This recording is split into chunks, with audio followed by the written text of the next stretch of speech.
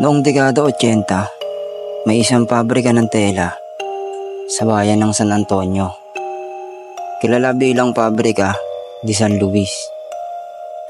Sa mga unang taon nito, masigla ang operasyon. Maraming empleyado, tuloy-tuloy ang kita at kilala ito sa buong rehiyon bilang isang pinakamaunlad na negosyo.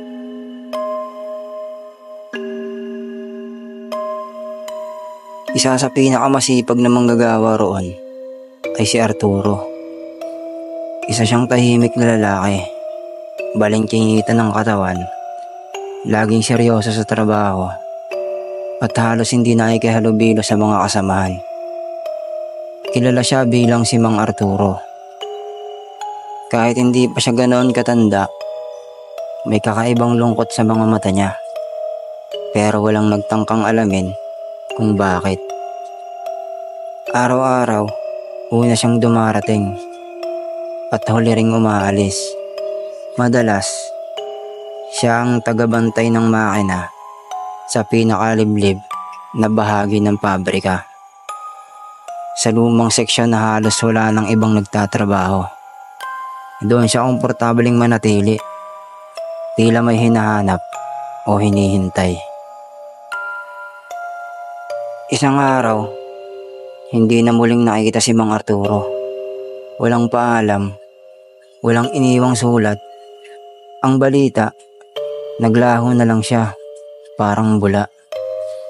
Ang huling ulat ay nakita siyang pumasok sa lumang seksyon ng pabrika. Pero hindi na siya lumabas. Pinaghahanap siya ng mga otoridad, pero wala ni isang bakas ng kanyang katawan. Ang sabi ng mga kapwa manggagawa, baka umalis lang o baka may masamang nangyari.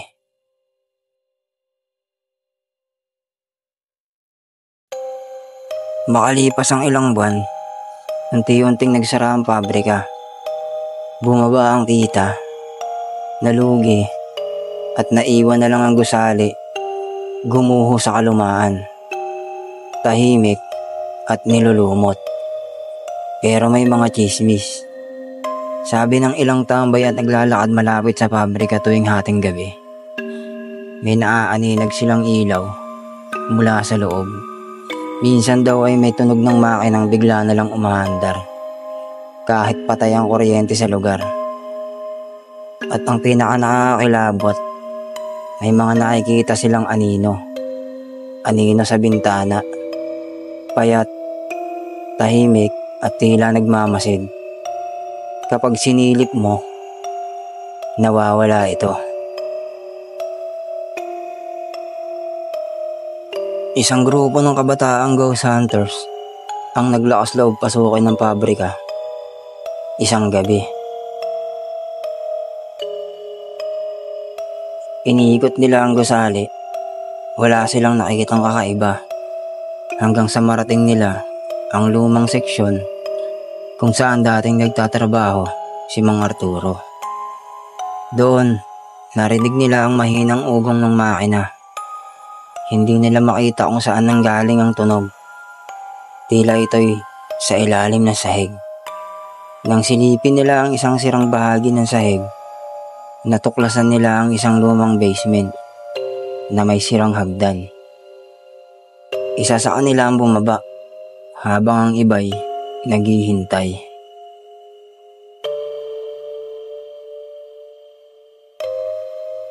Pagbaba niya, may nakita siyang silid na may isang sirang makinang pangtela, pero gumagana ito. May lalaki sa tabi nito, nakatalikod. Akala niya isa lang sa mga kasamahan nila, pero nang tawagin niya, hindi ito lumingon. Nang lapitan niya, biglang tumigil ang makina at marahang humarap ang lalaki. Ang lalaking iyon ay si Mang Arturo. Maputla ang balat, may mapurol na tingin at walang emosyon sa muka. Dahan-dahang nilapitan ang kabataan. Sa sobrang takot, napaatras siya at sumigaw. Naghiyawan ang mga kasamahan niya sa taas at isa sa kanila ang bumaba upang tulungan siya. Pagbalik nila sa basement, wala na si Mang Arturo. Patay na ang makina, tahimik na muli ang buong lugar.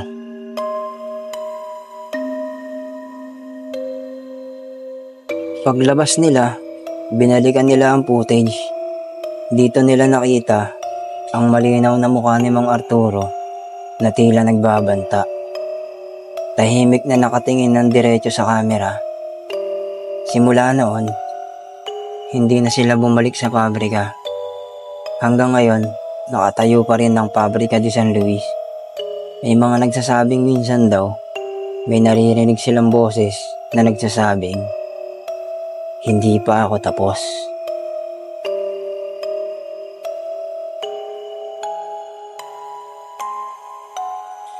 Makalipas ang ilang linggo matapos ang insidente ng mga kabataang ghost hunters, naging usap-usapan sa buong bayan ang multo ni Mang Arturo. Kumalat ang footage sa social media. Maraming hindi naniwala, pero may mga paranormal expert na na-curious at dumayo pa mula sa Maynila para siyasatin ng pabrika.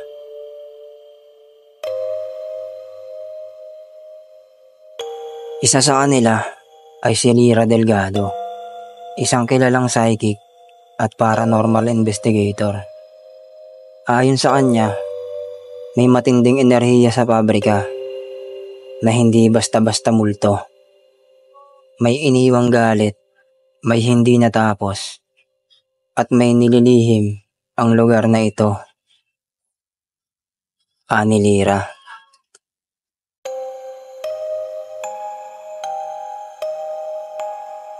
Nagsagawa sila ng spirit communication gamit ang mga kagamitan tulad ng EVP recorder at spirit box. Sa kalagitnaan ng session, bigla silang nakarinig ng bulong. Si Leo, siya ang may kasalanan. Wika ng bulong. Nagkatinginan ng lahat, walang Leo sa grupo.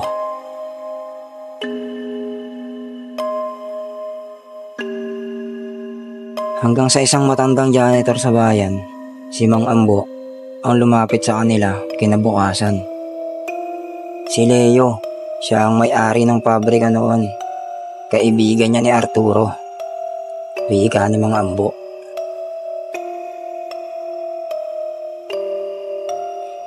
Ayon kay Mang Ambo, matagal nang sinasabi sa kanila ni Mang Arturo na may anomalya sa operasyon ng pabrika.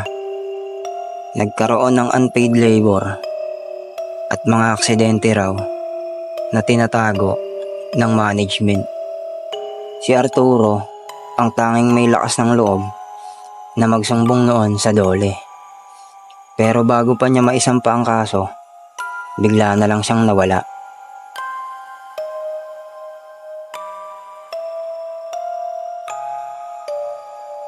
Hindi siya basta nawala, pinatahimik siya.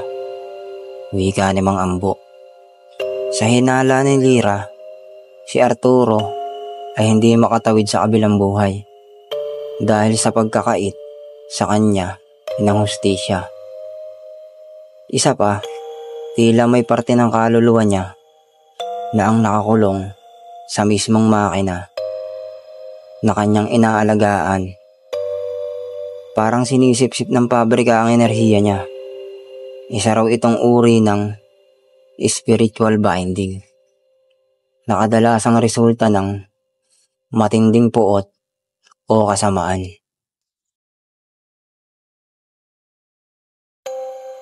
Upang mapalaya ang kaluluwa, kailangang harapin ni Leo ang katotohanan. Sinubukan nilang hanapin si Leo. Ayon sa talaan, buhay pa ito at naninirahan sa isang retreat house sa Laguna. Nang puntahan nila, matanda na ito at halos hindi na makalakad.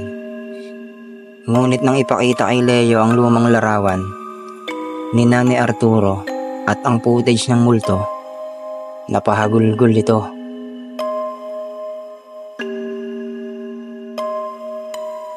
Ako ang dahilan. Pinaalis ko siya. Pinagbintangan ko siyang sabotahe. Pero ako talaga ang may kasalanan. Takot akong mawala ang negosyo. Kaya pinaligpit ko siya. Wika ni Leo. Dinala si Leo sa harap ng lumang pabrika. Dala ang larawan ni Arturo at isang liham ng pag-amin. Sinamahan siya ni Lira sa harap ng lumang seksyon.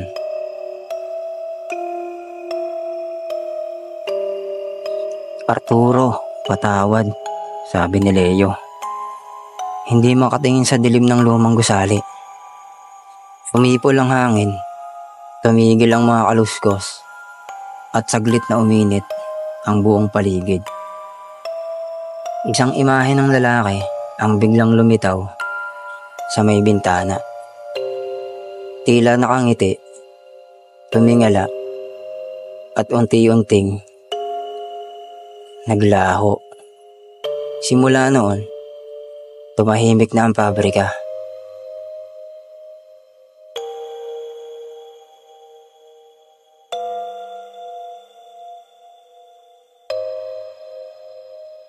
Matapos ang huling paghingi ng tawad ni Leo at ang huling pagpapakita ni Mang Arturo, muling nanumbalik ang katahimikan sa pabrika.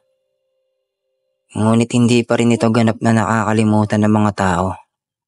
Sa kasalukuyan, nakatayo pa rin ang pabrika de San Luis.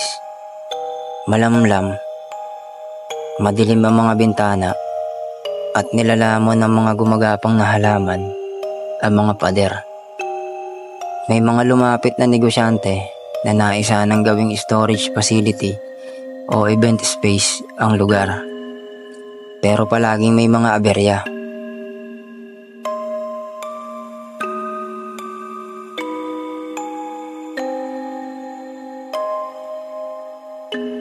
Bigla na lang masisira ang mga kagamitan, magkakaroon ng sunog o may mai-injure.